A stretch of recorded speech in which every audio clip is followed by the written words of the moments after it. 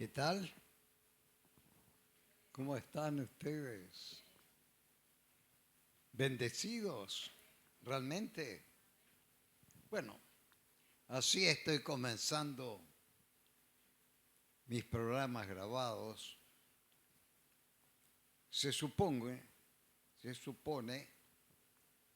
que si estamos en Dios, somos personas bendecidas. ¿Sí? ¿Sí o no? Gloria a Dios. La verdad es que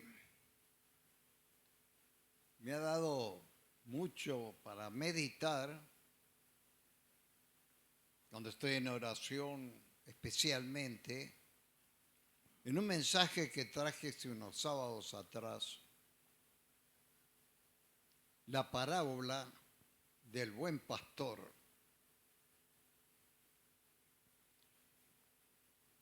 Y esa parábola la podemos dividir en dos partes, claramente enseñada por Jesús.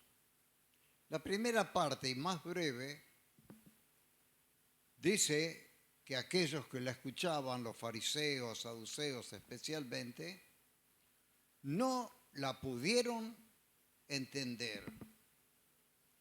Y en una segunda parte Jesús les explica la parábola. Yo no voy a entrar a predicar hoy acerca de esa parábola. Solamente voy a traer apenas unas pocas palabras de Jesús, porque en definitiva, el buen pastor que guía las ovejas, el pastor se refiere a nuestro Señor Jesucristo, y las ovejas somos nosotros. Y dice Jesús, siendo Él el buen pastor, ahí al principio de la parábola, yo creo que ahora lo podemos ir entendiendo, ¿no? Que el buen pastor va adelante y las ovejas le siguen, porque oyen su voz. Saben que esas son las palabras del buen pastor Jesucristo. Esa parábola no fue solamente para aquellos que vivían en el tiempo en que Jesús les hablaba y podían escuchar su voz. Hoy tenemos una gracia muy grande. Después que se inventó la imprenta, las palabras de Jesús están impresas y hoy todo el mundo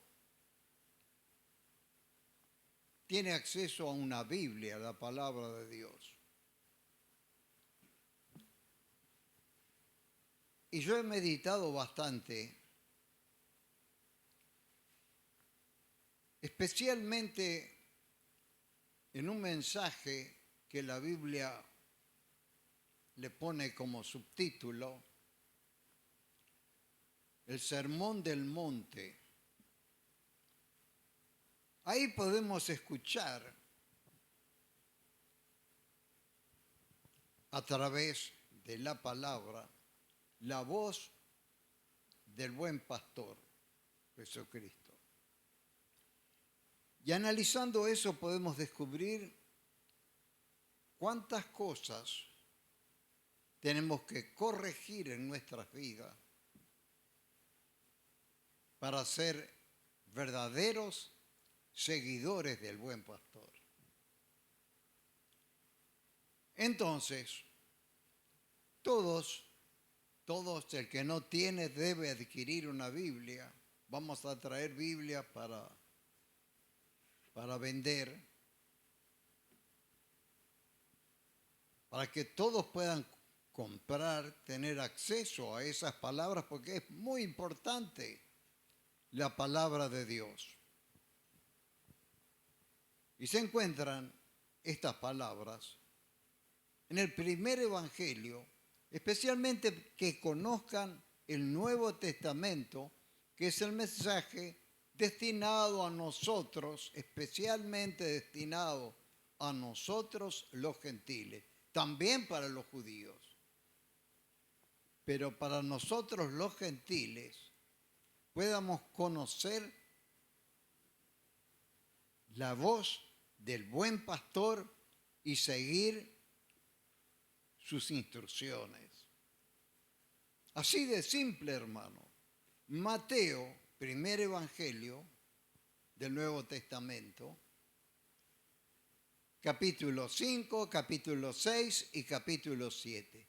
3 capítulos que dan no solamente para leerlos, sino meditar de a poquito, ir escuchando la voz del buen pastor y saber qué cosas demanda de nosotros. ¿Y por qué hago énfasis en estas palabras? Porque los apóstoles, y en este caso el apóstol Pablo, sabía que iba a llegar un tiempo en que se iba a desvirtuar las palabras del buen pastor. No se le iba a dar importancia. Ya en aquel momento, enviándole una carta a Timoteo, en este caso la segunda carta que le envía a Timoteo, le reitera esta verdad de las que yo les vengo hablando. En el capítulo 4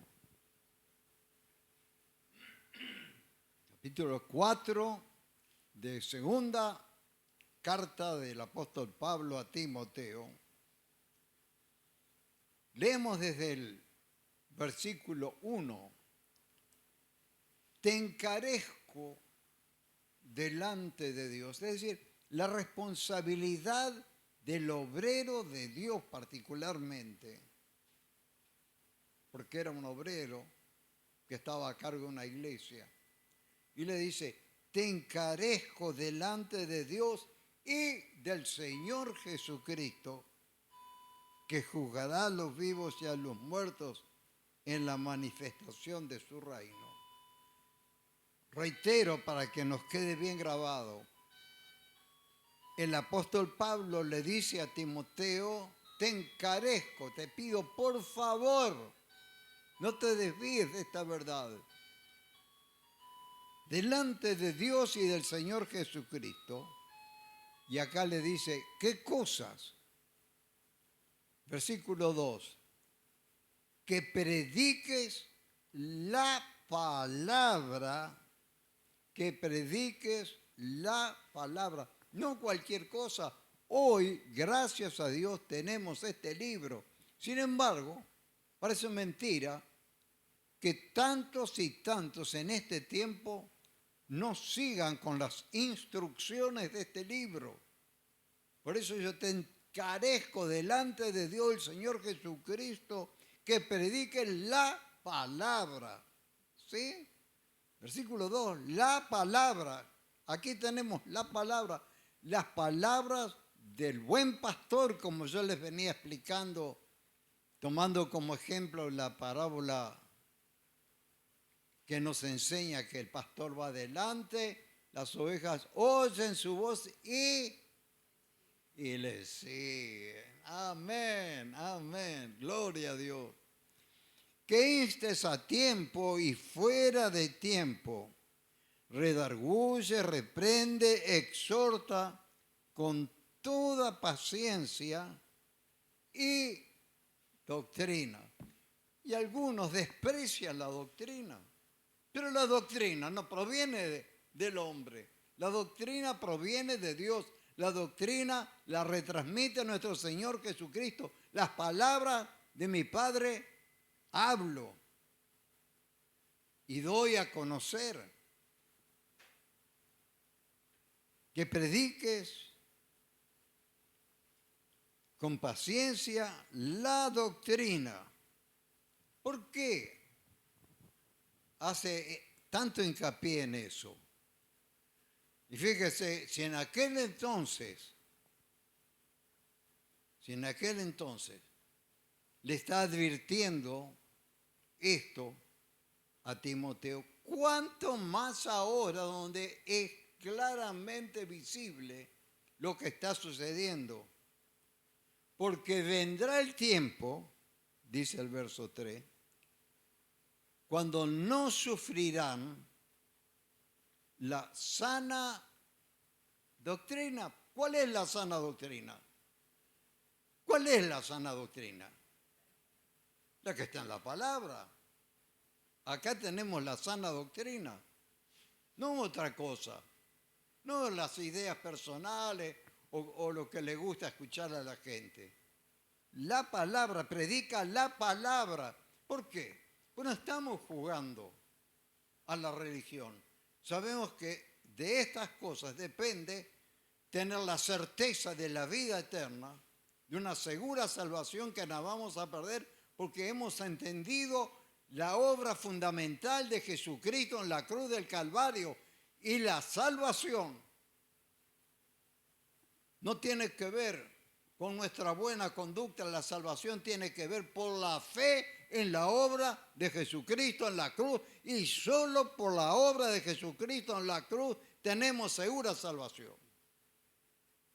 Y una salvación que por otra parte no la vamos a perder. ¿Por qué? Porque no depende de nosotros, depende de la obra de Cristo, porque cuando Él ofreció su vida y al final, sus últimos segundos de su vida, Él dice, consumado es. Ahí fue consumado. Ya está firmado por Dios el Padre que la obra se concluyó en la cruz del Calvario. Gloria al nombre de Jesús. Porque se mencionarán maestros conforme a las propias concupiscencias.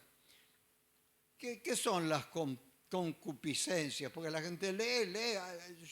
Yo busco, mire, no sé si alguno más que yo, pero me considero estar entre los primeros que busco en el diccionario. Cada día se puede decir el significado de las palabras para saber bien las cosas. Las concupiscencias son los placeres desordenados. Hoy, fíjese que gobiernos políticos, con todo este asunto de la eutanasia, ¿sabe lo que es la eutanasia? Porque le utilizan un término para que la gente vulgar no lo entienda. Es pena de muerte. Si usted está de acuerdo con ¿quién está de acuerdo con la pena de muerte? Bueno, acá salen leyes autorizando la pena de muerte. Por eso tenemos que tener cuidado, hermano. Con el aborto está autorizado ahora. Salen leyes que autorizan el aborto, ¿no? El matrimonio igualitario, como le llaman. Y aún sale propaganda publicitaria, publicidad exaltando lo que les debiera dar vergüenza. Pero es claro, no saben, no entienden las palabras del buen pastor.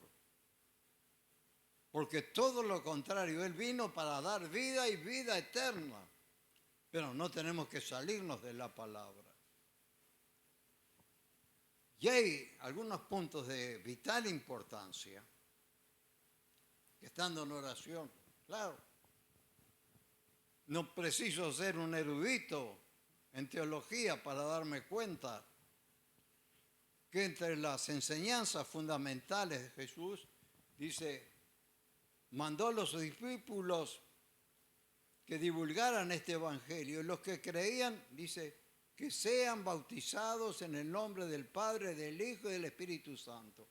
Hay predicadores que usted escucha un mensaje y otro, y nunca le hablan acerca de la necesidad de ser bautizado, porque dice la palabra, el que creyere y fuere bautizado será salvo. ¿Dice o no dice, hermano? Vamos a hablar claro, ¿usted me entiende? ¿Entiende mi español?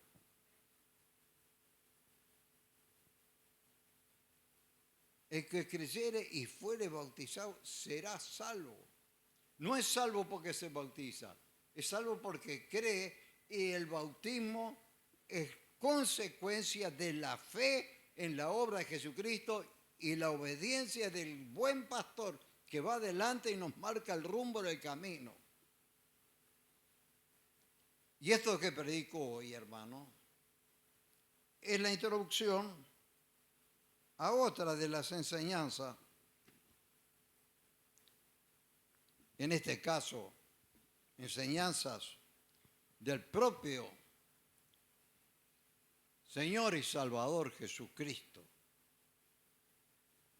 Otra enseñanza que no la predican ni la practican, no la he visto. Pero yo creo que desoyen la palabra, por eso que nosotros nos preocupamos tanto de dar a conocer este mensaje, porque no estamos jugando a la religión. Es cuestión de vida o muerte, ¿o no? ¿Sí o no, hermano? Vino o no vino para darnos vida y vida eterna. Y si es eterna, ¿se puede perder algo que es eterno?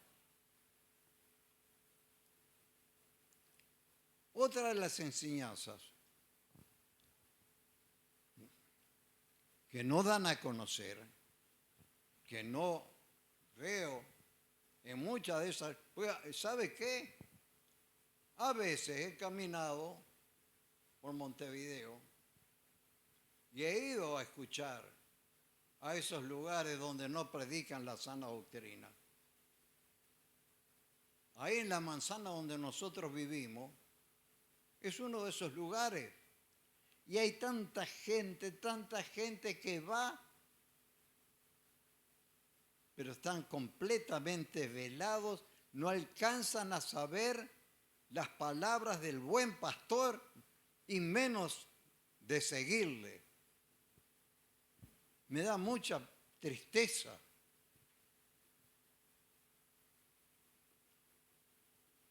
Y otra de las enseñanzas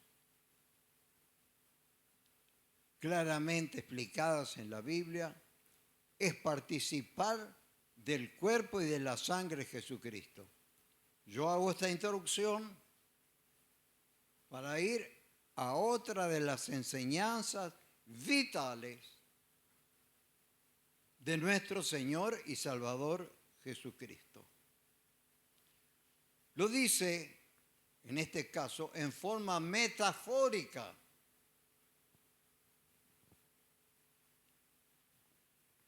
Pero el que tiene oídos para oír, oiga. Y yo creo que acá todos van a oír y entender algo tan simple que está en el Evangelio de San Juan. Voy a leer, es el tema central de hoy, lo otro era apenas una introducción. Pero el tema central es este. Dice Jesús, y le voy a decir lo mismo, se lo voy a repetir, pero más completo, a modo de título. Es una metáfora que habla acerca de la Santa Cena, de la cual vamos a participar hoy. Porque para algunos da lo mismo participar o no participar de la Cena del Señor. Algunos dejan de congregarse y dicen, no, yo no voy más a la iglesia. La iglesia la fundó Jesucristo. Y si alguno dice, no voy más, es como decir, Jesucristo se equivocó al fundar la iglesia. La iglesia es fundamental, ¿por qué? Porque la iglesia verdadera proclama la doctrina verdadera. ¿Y de dónde saca la doctrina verdadera? De este libro. De este libro. Evangelio de San Juan, dije, capítulo 6, dije el capítulo, no sé, capítulo 6, sí, capítulo 6, verso 51. Ya lo he leído, pero quiero darle un énfasis especial a esto. También, en este caso, los religiosos no podían entender estas palabras. Yo espero que alumbrados por el Espíritu, todos los que vienen acá lo puedan entender. Dice Jesús en el verso 51, yo soy el pan vivo. Yo soy el pan vivo que descendió del cielo. Si alguno comiere de este pan, condición que da, vivirá para siempre. El pan que yo daré es mi carne, mi cuerpo, mi carne, la cual yo daré por la vida del mundo. Aquí Jesús se está anticipando a ese momento en que Él daría su vida para que nosotros hoy pudiésemos comer de su carne. Le dije que es una metáfora porque no es la carne física de Jesús, porque Él murió, ya resucitó y está a la diestra del Padre. Pero esto que está enseñando Jesús es un adelanto de lo que después, concretamente, enseñaría a sus discípulos momentos antes de entregar su vida en la cruz, cuando iba rumbo a Jerusalén. Les enseña que ellos tienen que participar de la cena del Señor, y claramente en las Escrituras, ahí el apóstol Pablo, que lo reitera especialmente en la carta a los Corintios, ¿no?, que el pan de la Santa Cena representa su cuerpo, el cuerpo de Jesucristo. Es más, advierte que participar indignamente es sin discernir en el pan el cuerpo de Jesucristo. Así de clarito, hermano. Para mí es clarito. Pero esas predicaciones no las escuchan por ahí, porque no les interesa escuchar la verdadera doctrina. Prefieren escuchar el espectáculo. Entonces los judíos contendían entre sí diciendo, ¿cómo puede este darnos a comer su carne? No podían entender. Y Jesús les dijo, de cierto os digo, si no coméis la carne del Hijo del Hombre y bebéis su sangre, no tenéis vida en vosotros. Es un requerimiento fundamental de Dios que expresa aquí nuestro Señor y Salvador Jesucristo. No podemos pretender tener vida si no somos participantes de su cuerpo y de su sangre. Gloria al nombre de Jesús. El que come mi carne y bebe mi sangre, tiene, ¿qué cosa? ¿Cómo? No escucho. Vida eterna. El que come mi carne y bebe mi sangre, tiene vida eterna. Y yo, Jesús, le resucitaré, como fue enseñado por Daniel. Yo le resucitaré en el día postrero. Porque nosotros no sabemos que esta vida física acá es muy transitoria. unos pocos años acá en la tierra, pero sabemos que vamos a ser resucitados. Tenemos el documento firmado por Jesucristo que dice, y yo le resucitaré en el día postrero. Gloria al nombre de Jesús. Porque mi carne es verdadera comida y mi sangre verdadera bebida. Muy bien. Por años, hermanos, estuvimos leyendo los pasajes, como dice el apóstol Pablo, pone como título la institución de la cena del Señor. No vamos a leer esos pasajes tan conocidos, pero sí es el día que vamos a participar acá de la Santa Cena. Para eso nos congregamos, para comer de su cuerpo y beber de su sangre. Y en su carta, la del apóstol Pablo, a los Corintios, dice claramente que no debemos participar de la cena del Señor indignamente. ¿Y qué es indignamente? Algunos enseñan porque no se han portado bien, porque están enojados con un hermano, con una hermana. No, se van fuera de lo que enseña la palabra. Indignamente es que sin discernir el cuerpo y la sangre de Jesús. Y entonces nosotros, cuando participamos de este pan, que es pan sin levadura, porque Jesús celebró la Pascua con pan sin levadura, pero no es esencial eso. Nosotros lo hacemos tal cual lo hizo Jesús, porque ¿por qué cambiar las cosas?